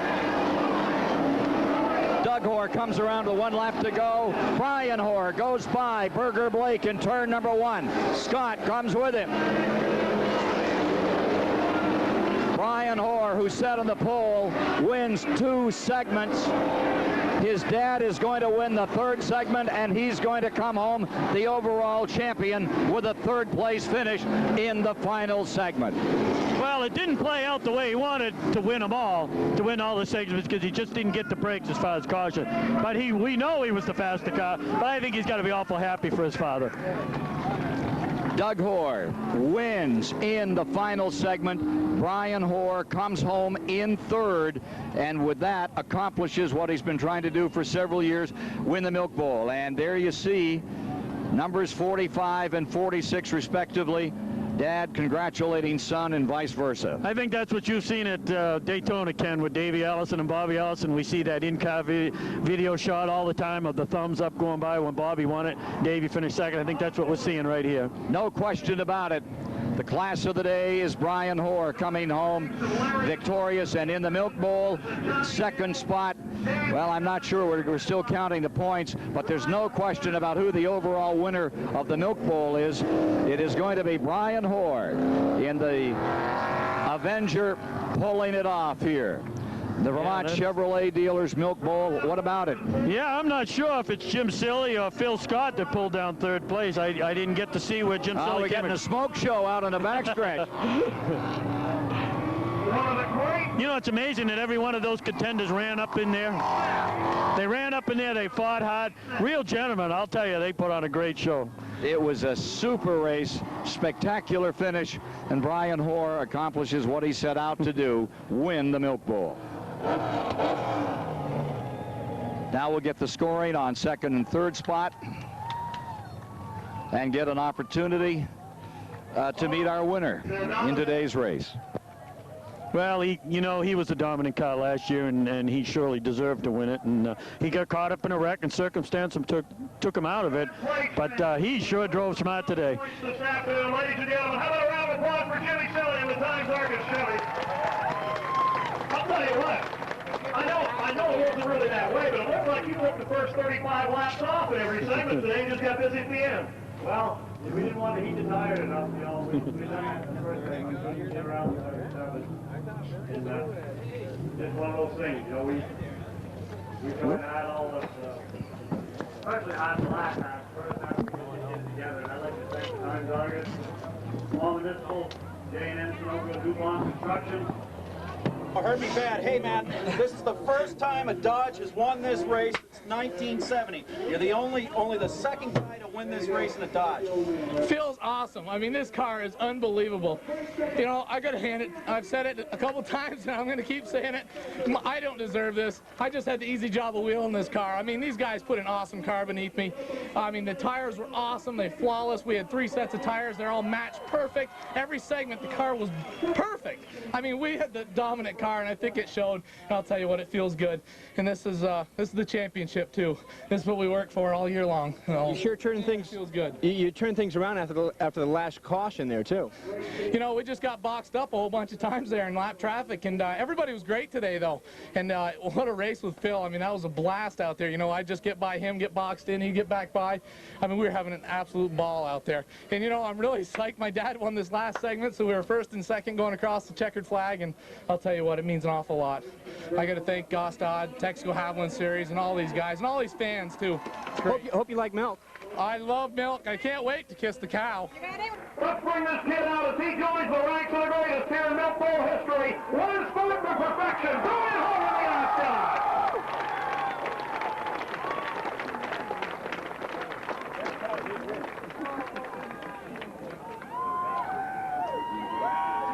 Come down here, Brian. You're unreal. I knew what you were doing with about 20 to go. You were thinking Texaco Haviland Championship. Don't be stupid. Don't race too hard. You got it. But they kept coming back to you, and you just had to pass them, didn't you? We just had to do it. I mean, the car was unbelievable. It was awesome. And I'll tell you, actually, you know, my crew chief, Neil Woodward, he actually calculated it out, and we actually just about wrapped up the championship just before that with all the laps led and everything else. And I'll tell you, we were out here for broke. I mean, the car was flawless all day long. We had 3 match sets of tires, and we went out here, and every single segment, the car was perfect. I've never had that consistent car, and I'll tell you what, it was a lot of fun. Yeah, I think it was a lot of fun. We have a tradition here at Thunder Road. This is milk. This is the Milk Bowl. Put the two together and do what comes naturally. Here we go. Oh, you have to drink it all, too. Oh, yes. The Parmlet refreshes. Now. We also have another tradition that you may have heard of. You heard of it, all right? Say hello to Buddy Baker, our Grand Marshal. Buddy, he turned it on, didn't he? I'm telling you what, that was in Dodge. And your dad and the last series. You've run these Dodges before. But look what you got to do. Oh, I'm in the way. I'd hate to break up a loving couple. Now, wait a minute, hold on. Oh, all right. That's not just any cow. That's a pretty cow right there. I'm not arguing. Annie Burke, what's her name? Her name is Harvest Hills Queen Dora. Harvest Hills Queen Dora. You can call her Dora. All right. She's the White Angel. Now, don't just cheat this thing. Give it all. Oh! I don't think she likes you that much. The girls always run, don't they? He finally found one that wouldn't run, and he's got that one dialed in a couple of weeks. There you go. Oh! Watch her, Brian. She's got a tongue you wouldn't believe. Is that something you ever dreamed of? Boy, your breath is awful at this moment. No, I'm kidding. It's amazing how many people have dreamed of doing that. Was it everything you expected? Oh, everything and more. I'll tell you, I have dreamed about it too, and it's a lot of fun. And I got to thank everybody that's come here, and they've come here all year long, and I'll tell you what, you guys are terrific. You're the best fans in the world, and it's a lot of fun racing here. Ladies and gentlemen, one more time, as good as it gets, your Vermont Chevy and the Milk Bowl champion, Brian Horn against Dodge Avenger.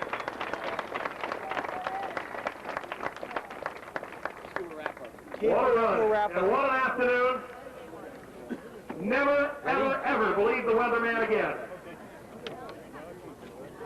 Your top three for the afternoon, Brian Horn, Phil Scott, and Jimmy Silly, three of the best here at the nation's site of excitement.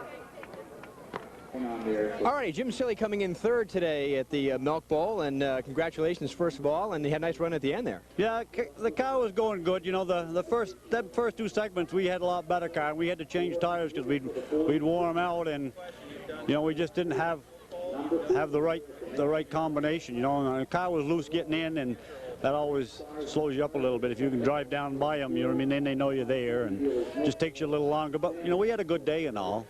Oh, yeah, and you've had a pretty good year here at Thunder Road, too. Yes, we have. You know, the last half of the year has been exceptional. You know what I mean? The last won 3 out of 4 here at the end, and, you know, it's just, you can't ask for. I'm ready for the racing to start. I'm ready for someone to start again.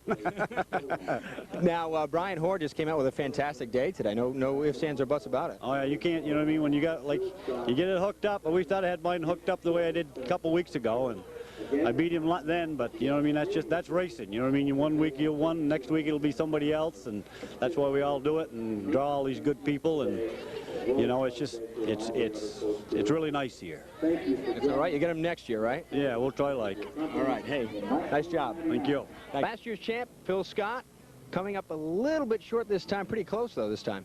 Yeah, we didn't have anything for Brian. He had a great car all day, and we had some bad luck in the first one, but I don't think that made much difference. He had us covered pretty well in all 3 segments. So we were lucky to finish second and very fortunate, and it's just, I've got some good sponsors, Northfield Savings Bank, Formula Ford, and the Ford ran good today. It just wasn't quite enough for the Dodge. You should be proud of your last segment, though. You did pretty well there. Yeah, we did. I'm happy with it. We held him off and used some picks and got by him a couple times. We just couldn't hold him off, and it didn't make any difference anyhow. You know, in the whole grand scheme of things, he was going to take it by points, but I'd have liked to won the third one. but that's the way it goes. We tried as hard as we could, and the team never gives up. And I said that before, and it's just been, that's the secret of our success. We never give up. So your winner for the 1998 Milk Bowl is Brian Hoare. Phil Scott comes in second, Jim Silly third. And that wraps it up from down here, guys. Been a great day. Had a lot of fun. Back up to you.